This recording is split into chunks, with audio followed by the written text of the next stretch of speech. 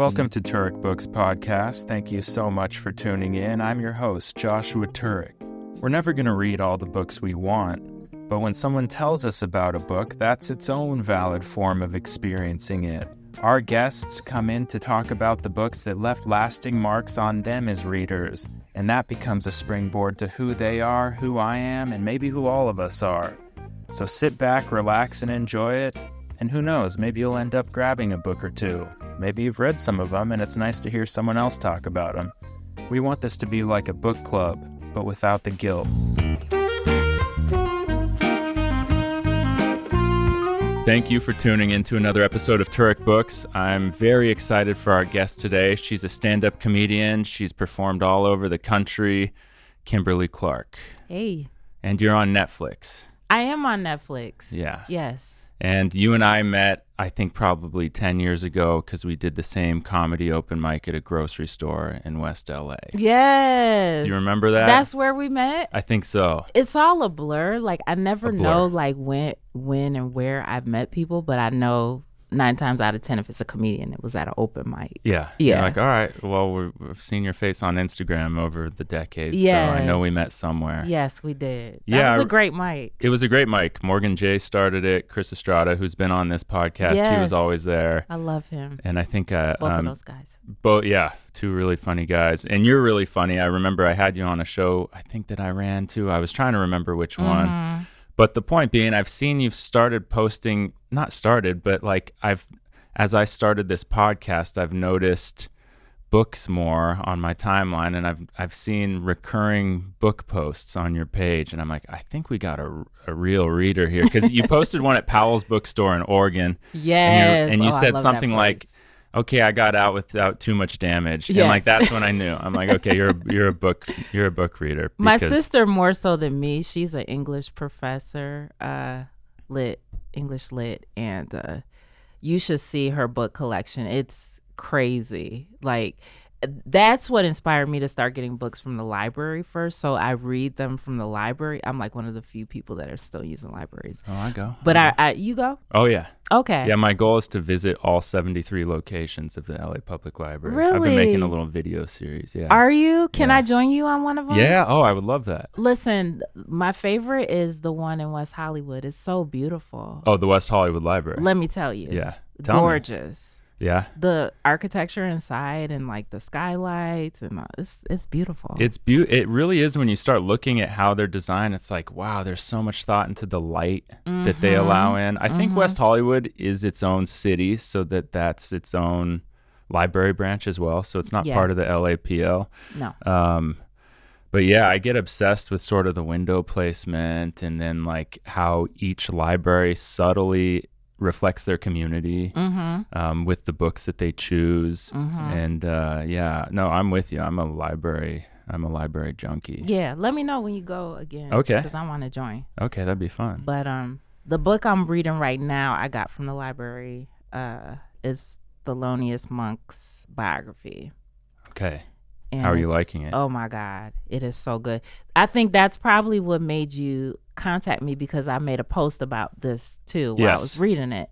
And I was like, I was so shocked by how they played in Thelonious Monk's face throughout his career, because, you know, he already was brilliant, but I think people just really didn't understand where he was going. He was so like left of center with the way he approached piano playing, and he wasn't really like the type of piano player that would play behind somebody that was singing. You know what I'm saying? He's not like accompaniment type piano player. He's the soloist. Yeah. His piano is his voice. Exactly. And so it was just crazy, like the slander and like how he got left out of a lot of conversations and out of a lot of, you know, important moments that happened in jazz early in his career. And he felt some kind of way about it. And as I was reading it, I was feeling some kind of way about it. I was angry. I was like, what? I know they're not dissing Thelonious. That's Thelonious freaking Monk. Like, you better ask somebody. And so, I don't know, I'm at the point of the book now where I'm like in the middle, where, you know, things are starting to pick up in terms of like his success and, the favorable articles and all that kind of thing. But also his mental illness is taking an uptick as well. So. Okay, so a compelling three-dimensional man we're talking here. Yeah, for sure. And I mean, he was a jazz musician, so, drugs were also an issue as well. But Robin D.G. Kelley doesn't really get too much into like the drug usage with Thelonious specifically, at least not from what I've read yet. But he definitely was bipolar. Okay, so probably self-medicating with drugs. Probably so. And I've gotten to the point in the book where he's had like one stay at a mental institution, and he came out. But and what drew you to his book in general? Are you a fan of his music, or what caught your eye? For sure. Well, what's crazy is, so I was returning this book, which is Dilla Time, at the library, right? And this was about the DJ, beatmaker, producer, the late J Dilla. Do you know about him? No, I actually don't. Oh my gosh. You're like a deer in headlights looking at me. I'm talking to you like you know these people. No, you have to talk to me that way. Okay, but yeah, cool. It's good because I imagine there's a lot of people listening who don't. I'm a music head. Okay. So, I was a band kid and all that stuff. So I'm really heavily into like all genres except for country music, although there's some country subgenres that I can tolerate. Okay. But I was reading Dilla Time, which is my favorite book right now.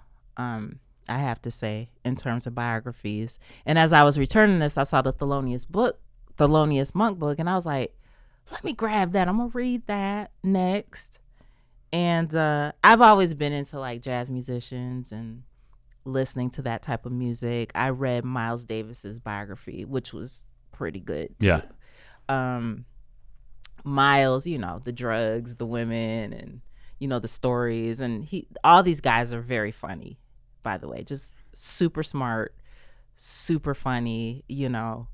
I think jazz musicians are sexy. It's just that whole era. You know what I mean? And just being thrown into that world is just so compelling. Yeah, to me. Because they're not trying to. The nature of jazz is they're not trying to get anywhere straightforward. They're just trying to like get somewhere deeper in their music and expression, right? Especially during this era too, because it was a time where the sound was changing and the approach was changing, and so that's why there was so much resistance to Thelonious and how he was approaching the music, and people were just kind of like, what is this noise? I mean, now we listen to it, we're like, this is brilliant, but back then, when you're trying to blaze a trail, you're going to feel that resistance. I don't know, it just gave me a lot of encouragement, as an artist, to like really be yourself, and, they might not understand it, and you can't feel bad if like 4 people liked it. You know what I'm saying? Because that doesn't mean that it's not good. That's right. That does not mean that it's not good. It really doesn't. Sometimes it does, but No, and we don't know how it's going to reverberate through time. Exactly. And I'm just so glad that he stayed the course, because I'm reading this book and just thinking about like he had a family, he had kids, and he wasn't making that much money. I mean, like he really had to hang in there for like a very long time to really see the fruits of his labor. Yeah, and he had every reason to stop. Every freaking reason to stop.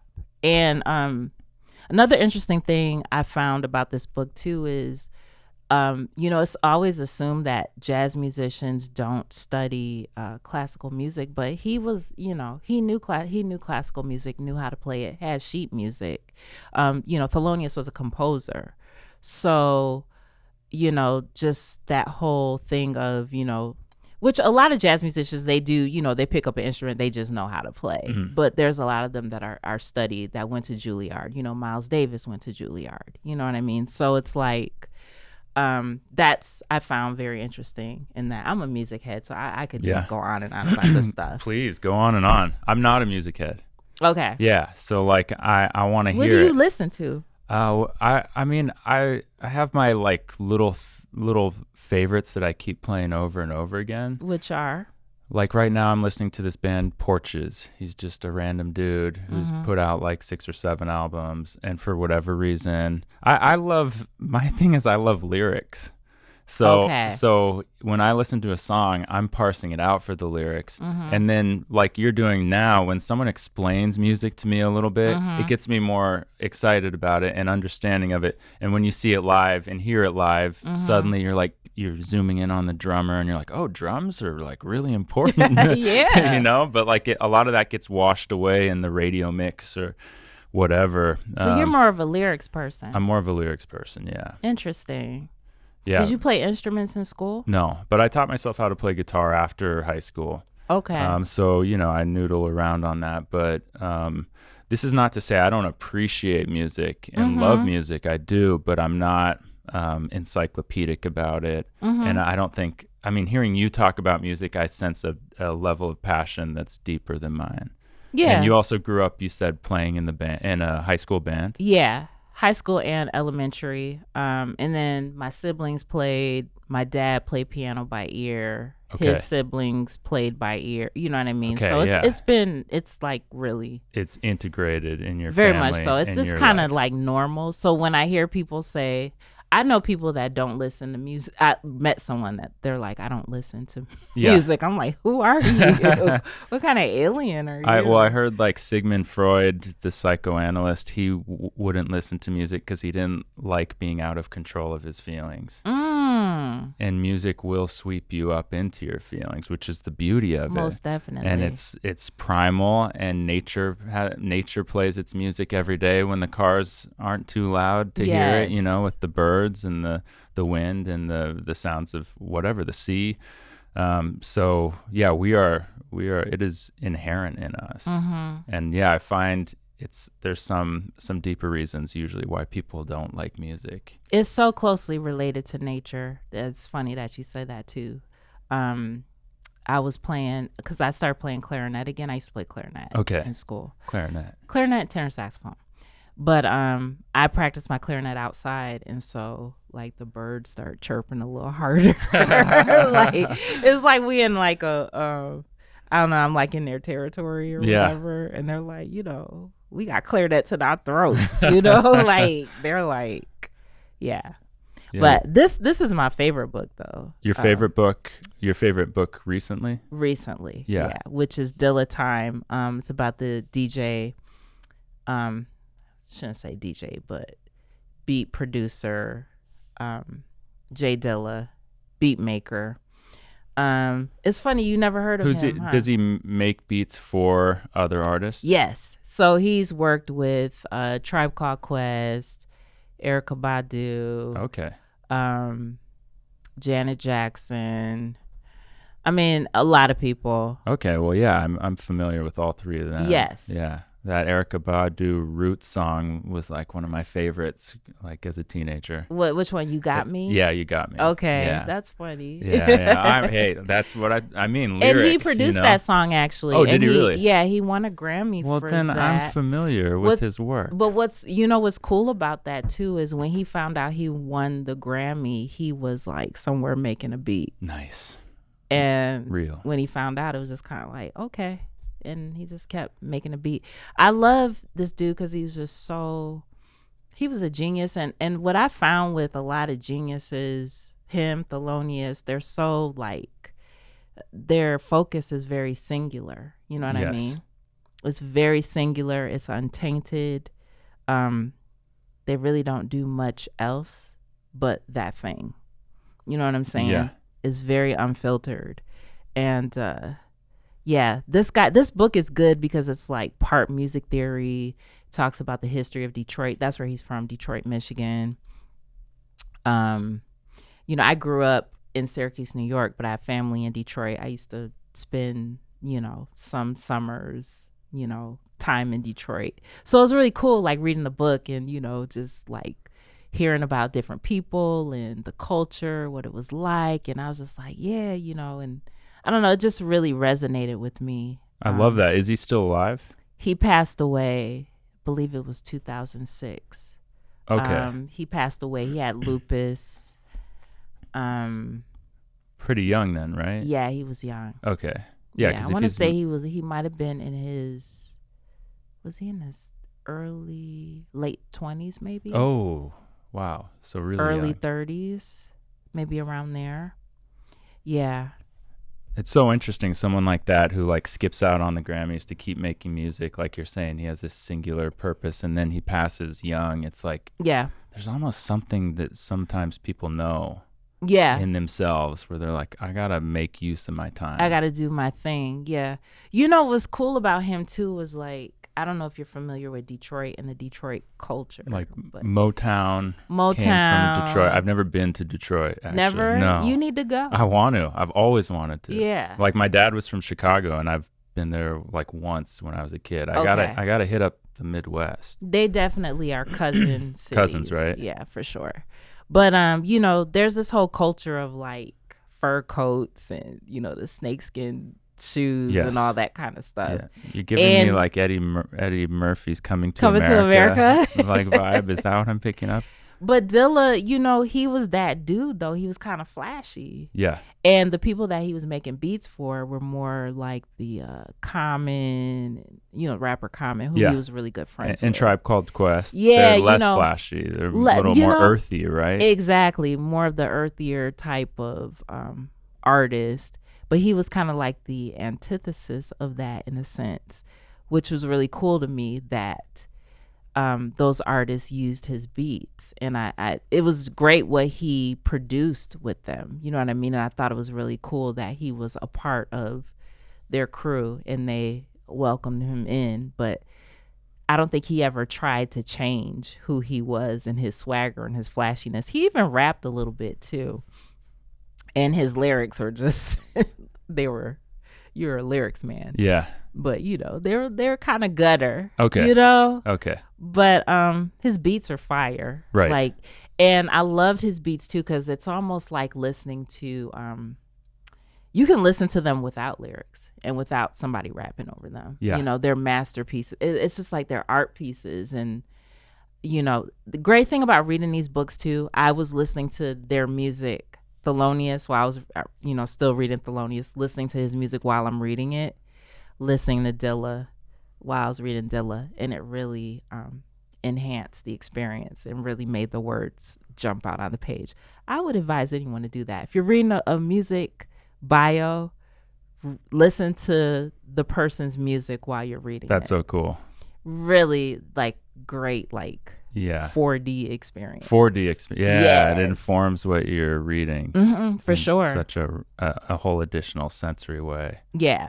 It reminds me of one of my favorite books, Paul Beatty's Slumberland. Have you read it? Mm-mm. So Paul Beatty is like a Black LA author. He writes about this avant-garde DJ who searches for his idol in Berlin, and he's like obsessed with music. And so I like went and found someone had made a Spotify playlist of all the songs he mentions in the book. And similarly, I was like listening to that playlist. Like, oh, this is so cool. It's really cool. Because they're like unearthing things for you. Exactly. Right? Like just when a friend tells you about new music, great, or even old music you forgot about. Or music you both love that you could get into. Yeah, it's a similar feeling when an author does. They're like pulling it out of the millions of choices you could have and presenting you with something. Exactly. With intention. Yes, definitely. And so you found some like thread between the Dilla book that you just finished and then the Thelonious Monk book that you're halfway through. Well, the thread and what I got from both of them is the fact that they're the singular focus and just how focused they were on their craft. And, you know, with Thelonious, it was like, you know, he's playing the piano all hours of the night. You know, people were talking about, you know, we were hanging out in the house and he was playing and I fell asleep and I woke up and he was still playing. But also that was, you know, his mental illness at play as well, you know, sleeping at odd hours of the night. Even though he's a musician, he's keeping odd hours. He was like in a manic state. But he was in a manic, you know, that, you know, we all know that's what it was then. Yeah. But at the time, and the way the author is presenting it too, I mean, he talks about it a little bit, but he doesn't make that like the whole story. I watched a documentary about Thelonious too, and I thought that it was really dignified how, you know, they presented that part, you know, because people always want to say, when somebody is really talented or they're a genius, they always want to talk about the craziness of that person, and it's almost like, it's like a fairy tale, that's part of the tale. Yeah. Or like comedians, like they romanticize it, right? It's romanticized. And, this is real, like what they're going through. And they're like human beings struggling to find a balance. Exactly. And normality. And exactly. They found these crafts that maybe bring them a little closer to that at times. Right. But maybe drive them a little nuts. But I also feel like the times that he was living in exasperated that, because I feel like, a lot of us have things lying dormant in us that could be awakened by a traumatic experience. Yes. You know what I'm saying? Or a traumatic society. Society, exactly. And he's living in a time, a very racist time in New York City, being thrown in jail for, petty things. And it's like, that kind of stuff will drive you crazy. Yes. It will. Yes. Drive anybody crazy. So it's a great read. No, that's such an interesting is. point you make about how we all have these things laying dormant in us. Yeah. And like under ideal circumstances, they may never come out. Exactly. But so many people's lives aren't in ideal circumstances. And then, it's then they have to cope with it. Mm-hmm. Been hearing a lot of like therapists on the internet saying like they're just telling their clients, hey, it's not you. It's just like you're literally like in an impossible economic time right now and you're broke. And if you had money, you'd probably feel fine. You'll feel, yeah. I have people close to me who are going on antidepressants and it's literally like, yeah, but if you made a few $1,000s a month more. You wouldn't need them. You wouldn't need them. Or a nap. I always tell people, just take a nap, baby. Drink some water. Just take a nap, drink some water, take a hike. Just see if it's water or sleep first. Sunlight. Yeah. Bake that shit out of you. Yeah, right? Yeah. Bake it out. Bake that crazy out. That's what I do. I'm like, ooh, I'm feeling a little stagnant. Let me get outside, Sweat it out. Bake it out. Listen, bake it out. Yeah, I'm with you. I could have gone on and on about what else would J you Dilla. have said about J Dilla? There were some salacious things in here about him. And let me tell you, I didn't even care.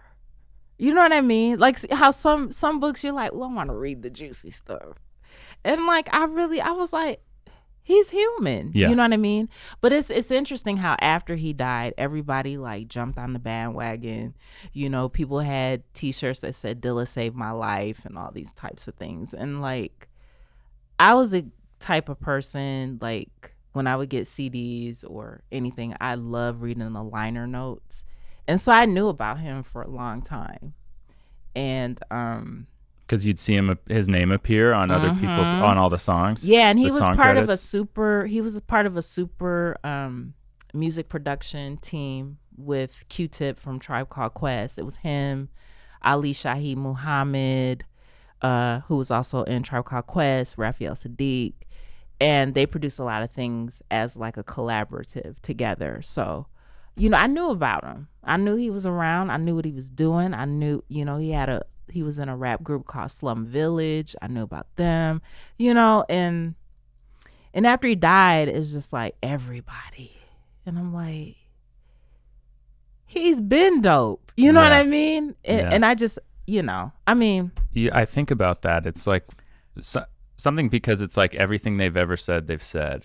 When they die. And so there's this completion, and then people do, we just see the humanity in people in this way that, you wish was seen while you were still here. While they were still here, yeah. But then there's another thing that people do. You were talking about salacious details where like, okay, 20 years from now, they'll be like moralizing his behavior to those standards, and they'll be saying, oh, he was problematic, this and that and the other. Yeah. And I find with a lot of great people, they end up getting moralized out of things where they're like, no, you don't need to pay attention to them because they once did this. And it's like, right. All right, but we're now throwing away everything. And maybe that's not the point of being a human being.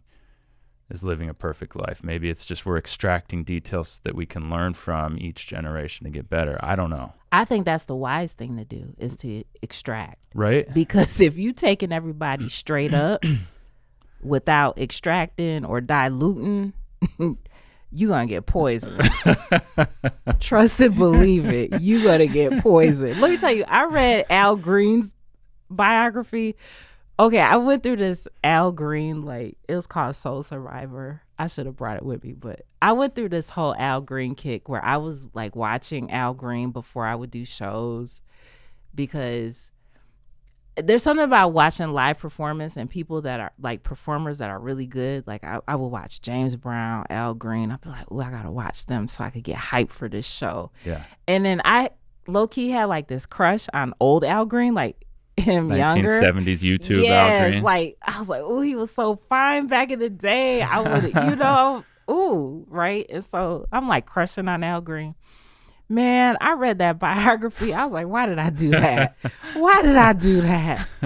Why did I read that biography? Yeah. It's rough. Yeah. Right. But he's human. Yeah. And like, how many babies have been made just because of Al Green? That part. You know, like how many lives have happened just because of his beautiful music? Yeah. It's like where do you draw the line? You know what I mean? And I'm still trying to figure that. I'm still trying to answer that question for myself. Me too. You know, it's like where? Yeah. Like when it's freshly, like, is there a statute of limitation? I mean, in law there is, but like. It's like you're saying, if you're not extracting or diluting, everyone's poison. You gonna get poisoned. Yeah, I think like you draw the line and it's a squiggly line, right? And you kind of decide what you want to bring in and what you want to reject in someone's legacy and what it means to you. Mm-hmm. And this is why I respect Sade, because Sade is like, I ain't telling y'all anything about myself. You just gonna see these smoothed out edges in my ponytail, and I'm gonna sing, you know, my songs and I respect that too. I respect that too. I feel the same way about pro sports. I wish they wouldn't interview the players, because it's like, hey, what they're good at, we just witnessed. And I kind of want that greatness to just live in its perfection almost. Right. Or its higher bounds than, like, why do we expect tennis players to be good speakers too? You know, right. like, or whatever.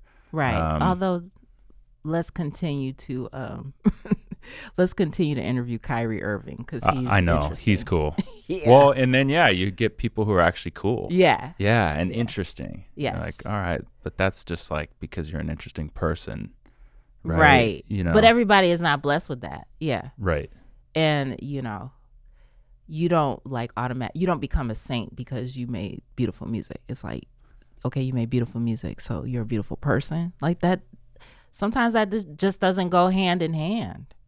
Yeah, and we're also in this corrective time where we're just reflecting on what we glorified, and we're like changing our ideas of glorifying artists and stuff. And that's I know that's healthy too. Yeah. And it's like, this shouldn't get you being good at this thing shouldn't have given you impunity toward other people. Not at all. And so, it's just so like, we gotta stop deifying people. Yeah, stop deifying. Immediately. And I think we're in that era where like no one's deified anymore. Man, they will not give J-Lo a break. No. I saw a billboard of her. I said, damn, they will not leave homegirl alone. She cannot get up. It just flares she up. Can't get up. It flares back up and everyone starts talking about what a bad tipper she is. Flare like it was herpes. The J-Lo is evil narrative returns every 3 to 6 months. You said it like it was and herpes. The publicity team is the medication, right? Yo. It smooths it back Woo, down. get off her. Okay. So you're a J-Lo defender. I'm not a J-Lo defender. I'm a human defender. Yeah, human defender. You know what I mean? Yeah. It's like... I live near where all the paparazzi photos get taken of her and Ben Affleck. I live in an old apartment, but I think his kid goes to private school nearby. Yes. And I see him in the morning sometimes. You see Ben? I see Ben. Walks right past me. Okay. And exhaustion that he exudes on from his face. on his face. It's like all the memes, right? We've all seen the memes, but in person, it's like it's a real. It's a real like. You can't even. I've never seen it on another person's face. Ooh, yeah, still now. a handsome guy, whatever. Yeah, just like.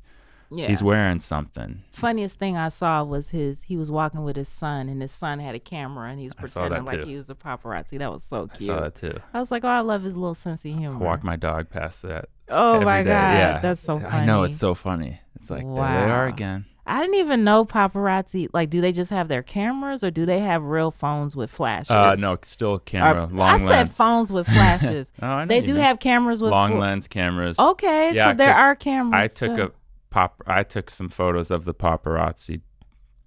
The paparazzi. Okay, you paparazzi. Yeah, the paparazzi. Like his son did. Yeah, maybe his son learned it from me. He probably saw you doing it. He probably saw me doing it. Yeah, I tweeted it. So, but yeah, they still have the long lenses. You don't see them like you used to. Like 15, 20 years ago in LA and certain neighborhoods, the paparazzi would be everywhere. Yeah. But with social media now, there's really only a handful of people and a handful of magazines that would even probably pay to see these people. Yeah. Because everyone's paparazziing themselves now. Yeah. I saw a paparazzi come out of the sunroof once while I was out of a car. It was crazy. I said, what? That is nuts. It was just... the periscope of a submarine kind of vibe. It totally like that. It was it was kind of eerie in a way too. Oh, it's like, eerie every time you see them. Yeah, and it doesn't get kind of quiet too, and all you hear is like the flash, the shutters of the camera. That's weird. Yeah, it's strange. Yeah, it's surreal. Well, cool. So you got us some music to get going. You set the mood with some tunes. Some tunes, yes. Some jazz and some beats. Another book I have is. Have you read this? I have. Okay. A Confederacy of Dunces. Yes. This book is so good. Yeah, right? I laughed so hard during this. Somebody told me to read this when I started stand-up, just to read something funny. Yeah. So I read it, and I was like, wow. It was a while since I read it, so I can't really speak in detail about this book, but I will say that the character kind of reminds me of Larry David, like his approach. Yes. To Curb. Yeah. You know what I mean? You're right. You're totally right. Yeah.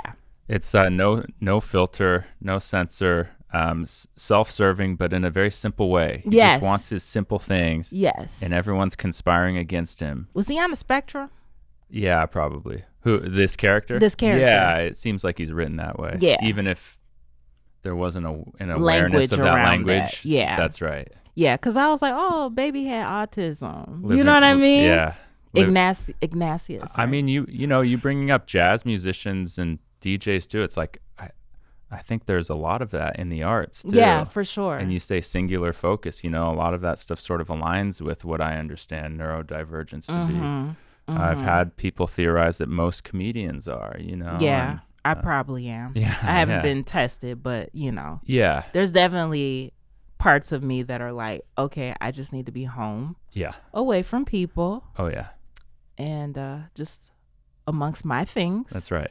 Or in front of 100 strangers trying to make them laugh. Yeah, it's either one or the other. Yeah. But the in-between is not pleasurable to me, unless it's family. I know. The social battery is a little different on some of us than really other is. People.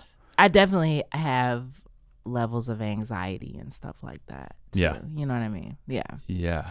No, even riding the bus here, I was like, God, I gotta fucking talk to people.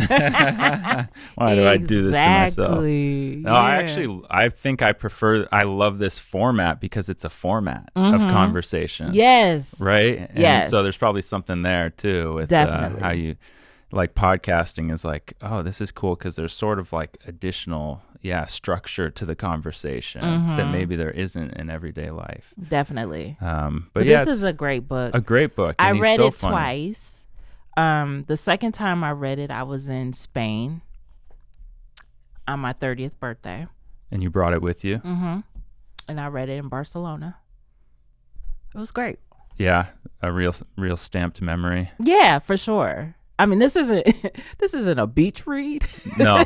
That's a thing. No. I'm like, looking back on it, I'm like, that ain't the type of book you bring to the beach. But I did bring it. It's chaotic. It's chaotic and crazy. And you said someone told you to read it right before you started stand-up? Yes. Did it like kind of awaken certain ideas of like what comedy could be, or was it just put you in a mood, or maybe it's totally unrelated? I wouldn't say that it really affected my stand-up directly. Right. But just reading different ways that you can be funny was cool. Yeah. You know what I mean? Yeah, because, I mean, for people who haven't read it, he's kind of this slob, never-do-well character living in New Orleans with his mom. He's a middle-aged guy. He's always cursing Fortuna, which is like the fates who are governing his life. Fairly or unfairly, you know, the wheel spins and it either lands on something good or something bad, and it seems like it's more often bad. It back. I know. Details. Yeah. I read this book probably 20 years ago, and all those details remain because it really is impactfully.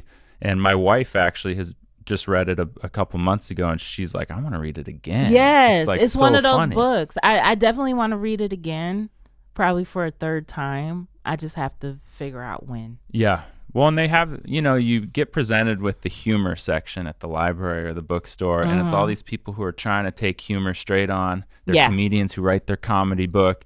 Oftentimes they fall short. Yeah. Whereas this was a guy who I think he killed himself, and his mom found the transcript or knew of it. Yeah. And she made it her life mission to get him published. And then it became this renowned book for the next 50 years. Yes. And so this guy didn't even live to see the fruits of his labor. He was consumed by whatever, imbalances he had. Yeah. And, sort of another kind of speaks to our earlier conversation of like, you don't know how your words or your work is going to reverberate over time, or your behaviors or your actions to people in life. It's a great book. Yeah, great book. I'm glad you brought it. I feel like someone else brought it too, and it's kind of makes me feel like it's really cool hearing additional perspectives to the same material. Yeah, whenever I hear this, that somebody likes this book, I'm like, oh, you're my people. You're my people. Yeah. You know what I mean? Yeah, I do. Because it's chaos, and the humor is like, it's not pointed to directly. It's a little indirect. Yes. You got to understand the sort of vibe of it. Exactly. So yeah. Which, to me, the approach that Curb has, that's why when I think of the Larry David character in Curb Your Enthusiasm, I kind of akin it to this book. Yeah. I'm all curious if he read this book. I'm sure he probably has. I wonder. Yeah, it would seem like he would. Yeah, that's such a cool connection you made. I agree. You want to see more? Yeah, I want to see more. I feel like I'm at show and tell, and I'm like taking out toys. I know. This is kind of how I've set it up. I'm like, give me more. This. Right? It's fun. I don't know if I should do this one or, you know what? I'll do this one. So this is David Sedaris. I believe this is his first book, Me Talk Pretty One Day. Or maybe not.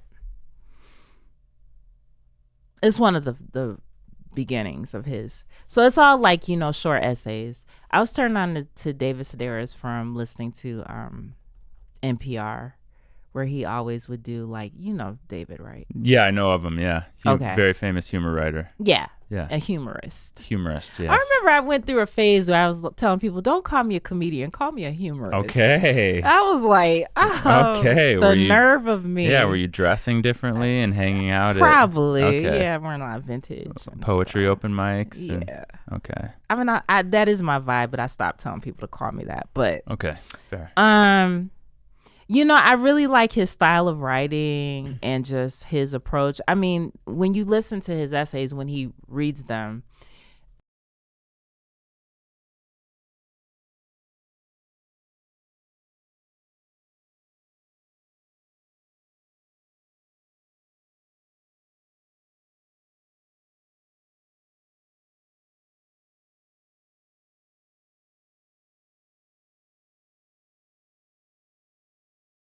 he's really good at that.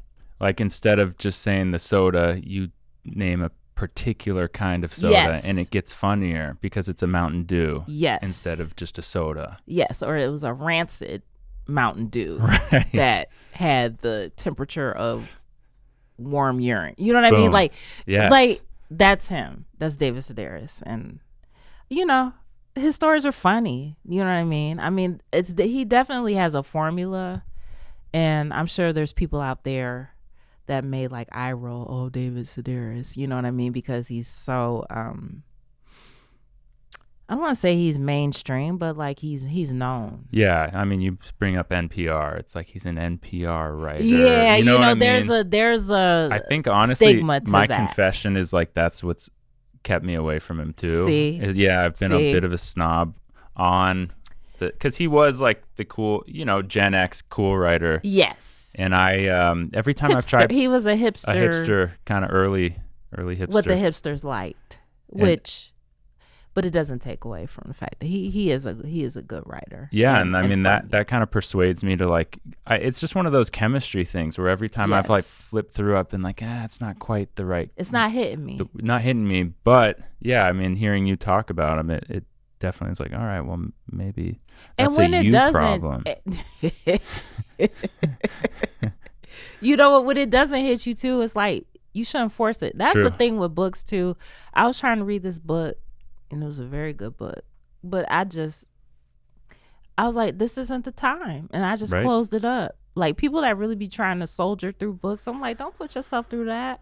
There's so many of them, right? There's something inside of you that's just not clicking with it. And it's like a relationship. It's like, just say goodbye. Yeah. End it. Yeah. There's ego in readings, too, that you got to get rid of. There is. Right? Where it's like, yeah, but if I read this, like, I'll know something about this subject, or I'll be able to talk about this author. And that's like just a fool's errand. It's like kind of why I brought this book. Okay, what is that? It's called I'm With the Band, Confessions of a Groupie. It's a very famous book about this very well-known kind of groupie in the late 60s, 70s. Oh, she was Superhead before Superhead. Yeah, like she's, I think maybe even like Almost Famous was kind of based off of her. Really fun writer. Okay. But I mean, it's frivolous. Not to diminish her. She is a good writer and has her own vibe, but just like the sort of, you know, with like everything happening in the world and always happening in the world, really, sometimes a book is just meant to be a departure. And so I go to music books, kind of like, you know, but it sounds like yours are even a little more connective to you, at least the ones you brought. Whereas this, I'm just like, all right, take me to Laurel Canyon in the early 70s. Let's hear who you're sleeping with. Is Jim Morrison in there? Yeah, Jim Morrison. Oh, I knew it. Yep, she encountered Jim. She had a crazy night with Jim. And she should have. Yeah, she should have. Jimi Hendrix, Jimmy Page, and Led Zeppelin. So all the usual suspects. Yeah, all the we're talking A-list A-listers, but I think I bring it to like point out, and I've done it on the podcast before. It's like pretentiousness kind of gets you nowhere. It doesn't, right? Yeah. Like you gotta kind of just whatever you want to look at more than your phone before bed. And so for me, this is, I got a stack of books, and this is the one I've been coming back to the last couple weeks. I need to put that on my list. Yeah, it's fun. It's fun, and she does this cool thing where she like repeats words in this sort of la-di-da way to emphasize them, but it's like really, it feels really genuine and really cool. What does she look like now? I don't know. I mean, my friend Dylan is actually sort of working on a project, and she interviewed her, which is cool. I got to get more information. Yeah, I guess like that's kind of her. I think with the man she ended up marrying. Okay, he looked like he was a rocker too. Yeah. I haven't gotten to who he is yet, but if you want to just show. I always love to know what they look like now. I was in Amoeba today. Okay. To get a copy of Dilla Time because I had the library book, but. I was in line, and there was a guy behind me, and he totally looked like an older, like, he used to be a rocker, but he had like a wig on, but the wig was like hard, and like when he bent his head over, the wig just like did this. It didn't, like, his hair didn't lay, and I was just like, Lord Jesus. Like, wow. He was, I mean, when that vibe was like the best time of their life, it's probably hard to let That's it go. where they stay. That's where they stay. Yeah, I was talking about that with somebody. It's like when you have major success, like whatever age you were when you had that, that's like the age you stay at. Kind of freezes you, huh? Yeah. That's why you see the child actors kind of, there remains this childlike quality to a lot of them even as they get older. Exactly. Like, this is what validated my existence. Yeah. Was behavior.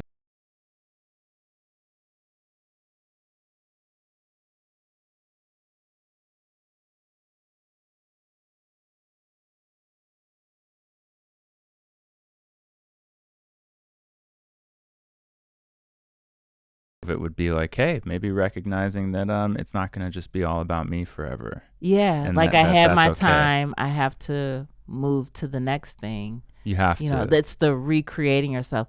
That's why, props to Madonna. You know what I mean? Because it's like she was always recreating herself. Yeah, always bringing in a new theme to the sound and the look and the vibe. She might be a little stuck right now, but...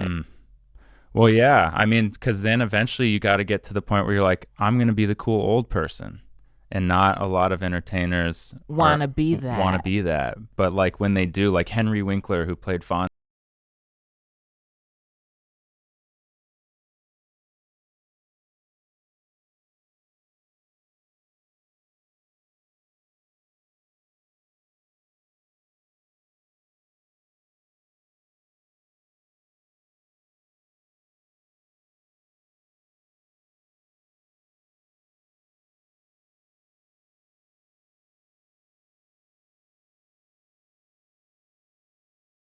I mean, and she's not denying it, right?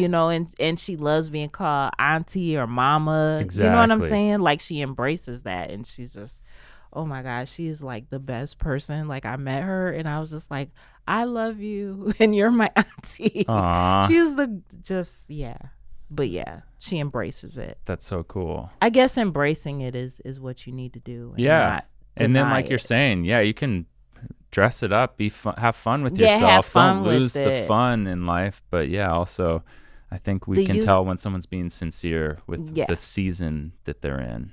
That part. And I think the youthfulness can be the...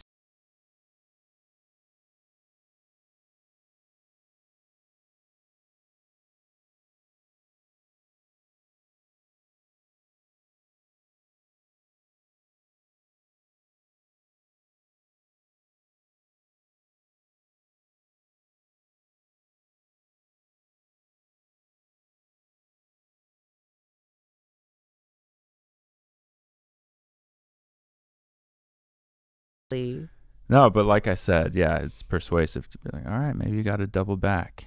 Yeah. Or maybe not. Yeah. It's okay. I did bring Paul Mooney, Black is the New White. You know Paul Mooney, I know Paul Mooney. I want to know more about him because every time I read little clips of things he said, I've been like, wait, are you offended? You need to do I need to do my, like, a deeper dive on him.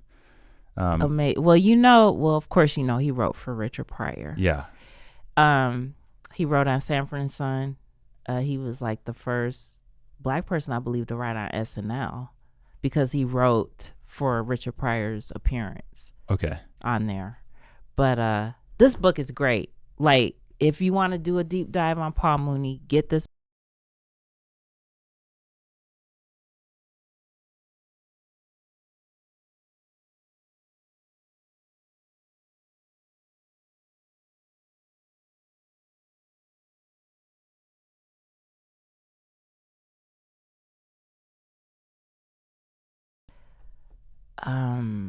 In Living Color, Homie the Clown. Okay.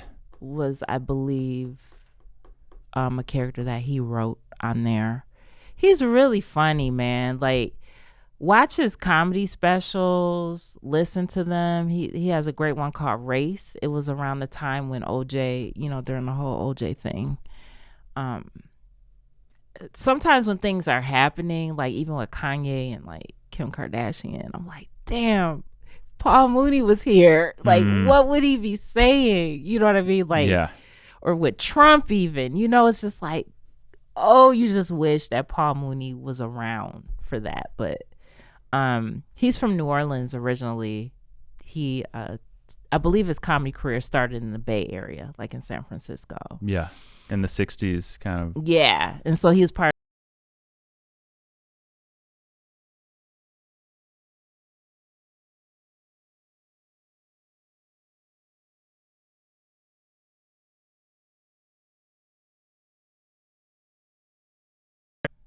Joan Rivers in this book. He's just, dude, this man is brilliant. Yeah.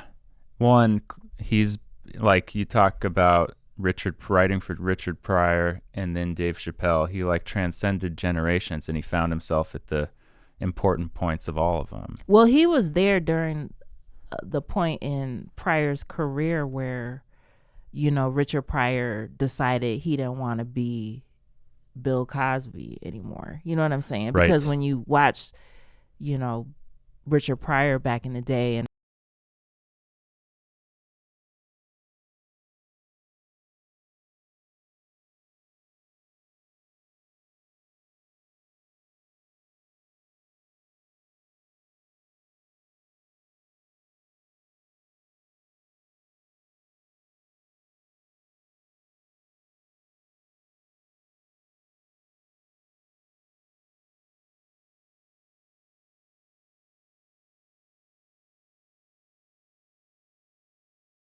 Has he been on your radar most of your adult life, like your comedic life, or is it most of my comedic life? Definitely. When I first moved to LA, I worked at the Laugh Factory. Okay.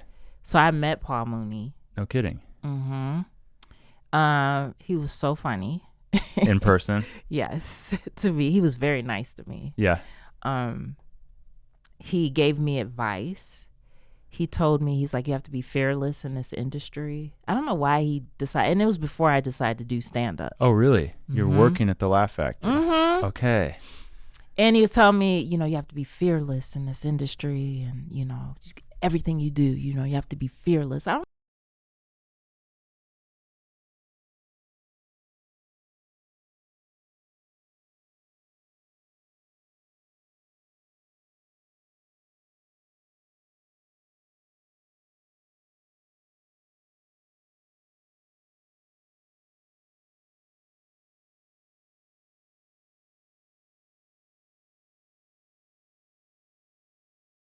that oral history, and there were mentions of him in there.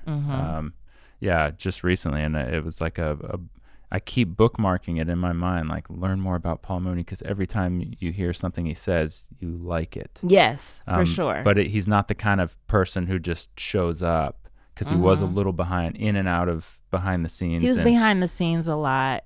And then too, he wasn't very how can I put it? He was like a Richard Pryor, where he was like, or like a Robin Williams, like electric. Yeah, like he.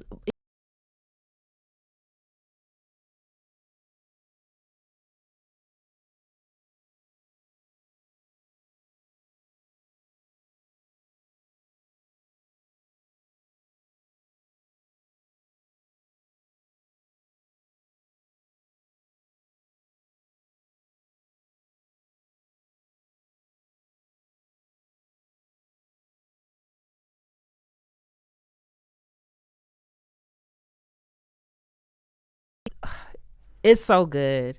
I feel like there's a scene here where he was at the light.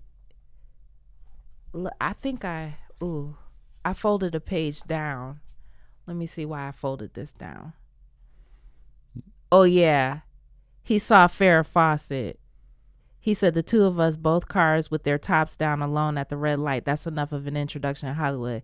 Hey, I say. Hi, Farrah says. Are you an actress? Yeah. Done anything? Not yet, she smiles, megawatt teeth. Whoa, I pull down my sun visor and shade my eyes as a joke. She laughs. Hollywood is gonna eat you alive, I say. This town is gonna eat you alive, girl. She laughs again. I hope so, she says. What's your name? Farrah Fawcett. He's known some of everybody. Dang. That's deep, right? That's that cool Hollywood exchange. Yeah, and he's had a lot of them in here. I think he even talks about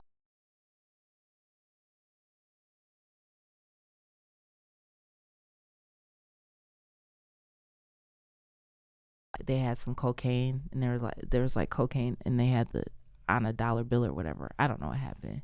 I think he blew it away. Like, it's funny stuff in here. Yeah. I mean, it's been a while since I read it. If he's writing for Richard Pryor, I mean. Yeah. And Dave Chapelle. Yeah, I mean.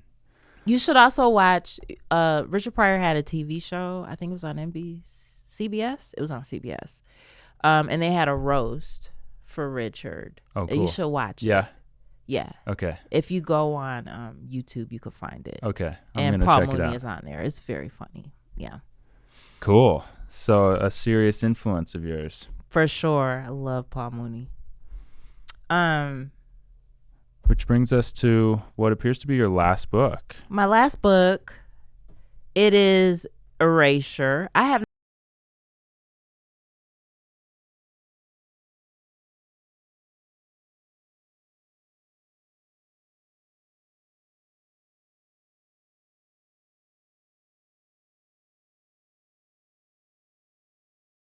I'm going to files. I'm only going to this section. Don't they have a bar in there? Do they? Because my thing is, I've been to their second location the one time I went to Portland, but I've never been to the. No, but I'm going this summer, and I'm gonna go. Oh, you gonna go crazy? Yeah, because everyone tells me that. Yeah, there's a bar in there. There's a bar, and there's also like a rare books section. It's like in this little like enclosed glass room. Yeah. Yeah. Ooh. So bar and books, why leave? Listen, I bought this book. Everybody is on Percival Everett's. I don't want to say on his member, but they are. They're on his member. Okay. I don't know if you saw the movie American Fiction. American Fiction. It was nominated for an Oscar. No, but okay. Jeffrey Wright. Yes. Was the main character. Yeah, no, I didn't see it. You should watch it. It's good. Okay. And it's loosely based on this novel. Okay. My sister's been trying to get me to read this book forever. She's an English professor. She's like, you got to read Percival Everett. This is like over 10 years ago. She's been trying to get me to read his stuff.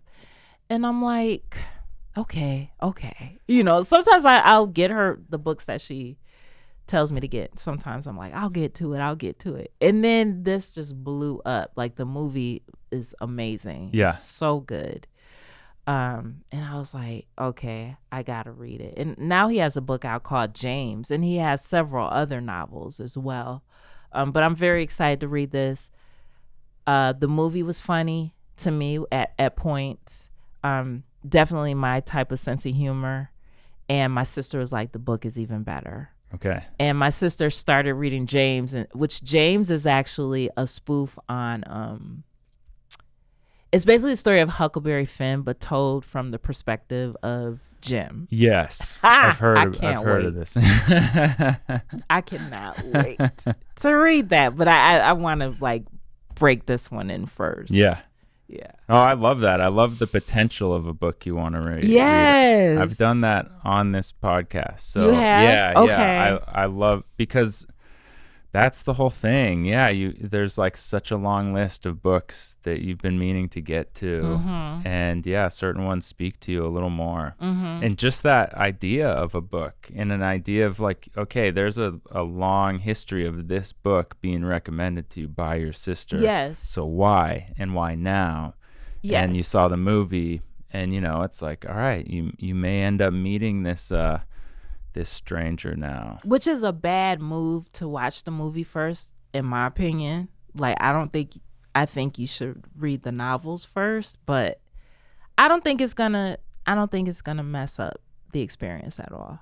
No. And I'm really looking forward to reading this book. And I'm looking forward to reading James too. I'm gonna read all his books. Okay. I think he has another one called King Kong or something like that. Like, he has a lot of books, and I'm just glad that he's getting his due. Yeah. Seems like he's meeting some pretty important kind of things head on, but in a creative, clever way. Mm-hmm. Mm-hmm. Yeah, cool. Erasure by Percival Everett. Mm-hmm. All right. Have you been reading a lot lately? Yeah, I'm reading Thelonious now. Yeah. So I'm like halfway through that. It's hard finding the time. And to be honest with you, reading does make me sleepy. Yeah, that's why I do it right before bed. It makes me sleepy. It will put me down. Yeah. You know, I don't need what's the stuff people melatonin. I don't need melatonin. No. Just give me a book. Truly. That's gonna rock me. Most afternoon naps are preceded by a book. By a book. Yeah, for yes. me. Yeah. Yes. It will do it. Well, I love the stack of books you brought in. It seems like they're all related in these interesting ways. And yes. Even like Confederacy of Dunces with the David Sedaris and the Thelonious Monk with the Dilla time biography.